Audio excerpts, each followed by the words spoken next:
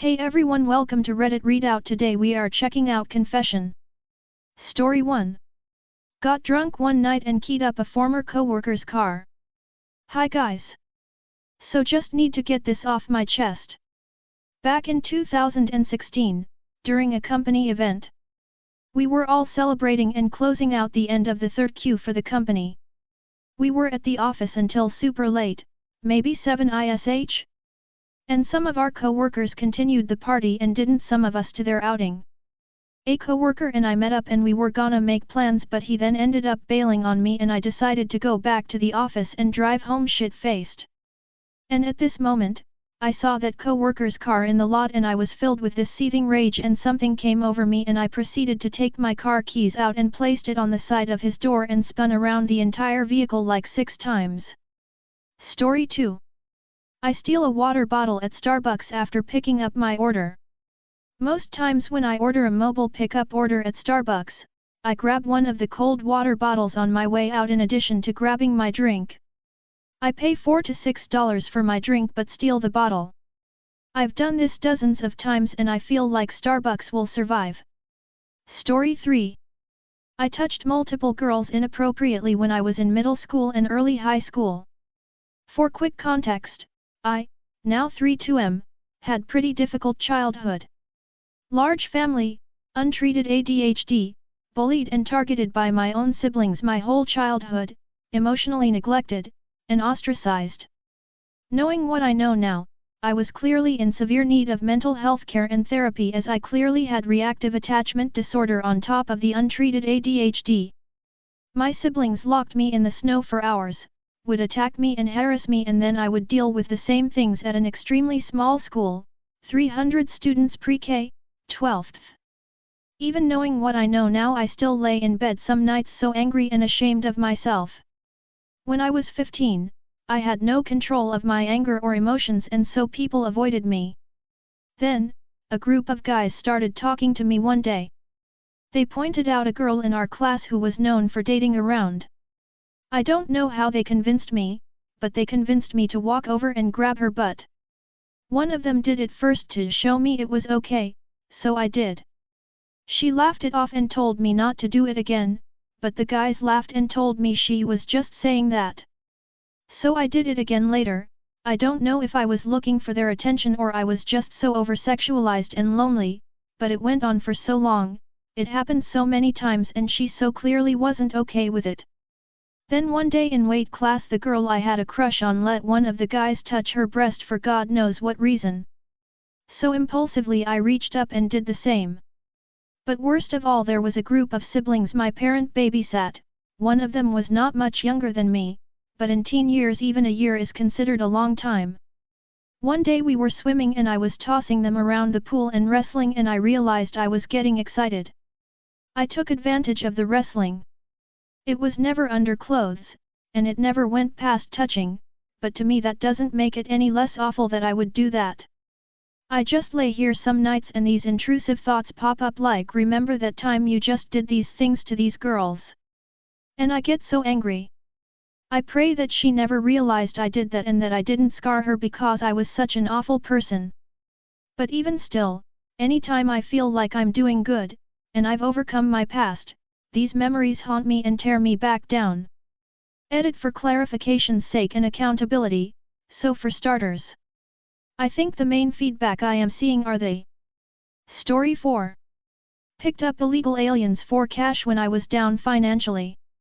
It's going to be a run on cuz like IDGAF, but okay, so I was down financially and was struggling and a acquaintance of mine told me about this job. He said it's easy and quick money, 1K per person, and all I had to do was drive.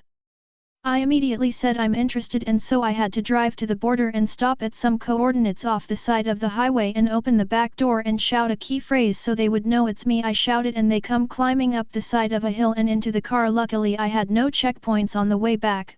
Border towns usually have homeland, and I got paid and I wanted to do it more, but I just couldn't fathom getting caught and doing federal time, so that was the last of it. Story 5. I ignored a $7,000 hospital bill and eventually it just went away. I have no regrets. Years ago I got admitted to the hospital because I had passed put at work due to a stomach virus and severe dehydration. I was treated for a day and a half and released. I got a bill later on for almost 7 grand. I had zero ability to pay that, so I just decided to ignore it and ignore any communication from them. It eventually went into collections and then eventually even that went away too. It trashed my credit score for a few years, but now my credit is excellent again. So I have no remorse or regrets ignoring this bill. I say everybody should do the same and ignore outrageous hospital bills. Send a message that we're done being fucked for a basic right to healthcare. Story 6. I worked in a school recently and wrote in some lattice calendar. This ain't too juicy and I'm actually excited about it. But, the school was doing a big air conditioning system install and we had to go in classrooms and multiple people's offices. One lady's office had one of those big desk calendars off to the side under some stuff that got moved around. I decided to flip ahead a few months and give her a reminder of an important date. Come October she is going to see that she'll have to start thinking about Aunt Larry's birthday on the 11th. Hopefully a good mystery will get created and it will get told at dinner parties. Story 7. I blew a car up as a dumb kid and nothing happened to me after. When I was 14 I was a pyromaniac who always had a lighter. Only one day I saw a large stack of wooden pallets, so me being me I decided to set it on fire, but what I wasn't thinking about was the car right next to it, so the fire ended up spending and I end up running and getting changed. Later returned to see the damage while the firemen were putting my mess out. Story 8. I relapsed and told my friend who struggles with the same issue they're ignoring me now. I did something really bad. I relapsed the other day from my burning form of self-harm. I know it may not seem as bad as cutting, but it's really bad to me. For context, I had been clean for 10 months. Anyway, the bad part is I told my coworker friend who I've been talking to a lot about my relapse. The problem is they have a history with SH and I didn't think about how triggering this topic would be. The last time I saw them they were very obviously avoiding me. I feel really awful. I wanna apologize, but I don't think it will be enough. Story 9. I waiting until the very end to repay my debt I had incurred through a vicious new drug habit. I had no idea how strongly opiates can affect the brain and actions. When my stash ran out I learned to be the middleman. Once that kinda shut down and I had no money and hadn't started robbing people yet, I asked a friend of mine who had cancer to help me out as I was in withdrawals. I would normally help this friend out get his dope before he got sick. He was a popular kid in my city, a sports star, and had just became an RN.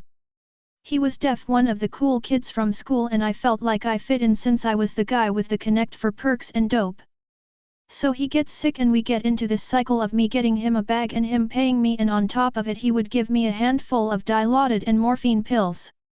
I also must confess in my selfish using days I would even skim off the top of his bag and overcharge him so I would get extra for me, some money saved, and a handful of potent pills upon return. We did this for months and I could tell he was getting sicker and sicker. I wound up owing him $50. Of all the bad things I've done in my years of ripping and running and harming others, nothing has kept me up at night like my decision to not repay my friend. I knew he was terminal and he kept asking for me to pay him back, but I knew he would die soon and he did. Now he's long gone and underground for years now, and I've changed for the better, and see how heinous of an individual I have become. Nowadays I hand out food for homeless people a few times a week in the city and try to be a good member of my community. I'm also 30 and on hemodialysis and need a transplant now. Is be lying if I told you I never thought that maybe me being in a terminal illness now is payback for all the shit I've done. Now I have a beautiful wife that I love and adore so much, who I've confessed the worst things to because I need to be honest and clean and sober with her, and I have been. I want a new kidney so I can be there for her, as she is the love of my life. However, if I am to die of a young death, that maybe that's karma and maybe someone might have some of my money loaned to them, and the world keeps turning. Story 10. I some kid in school some bug spray in 6th grade. Okay, so when I was in 6th grade I used to always grab whatever I could off the ground cause we were pretty broke and we could sell some of it.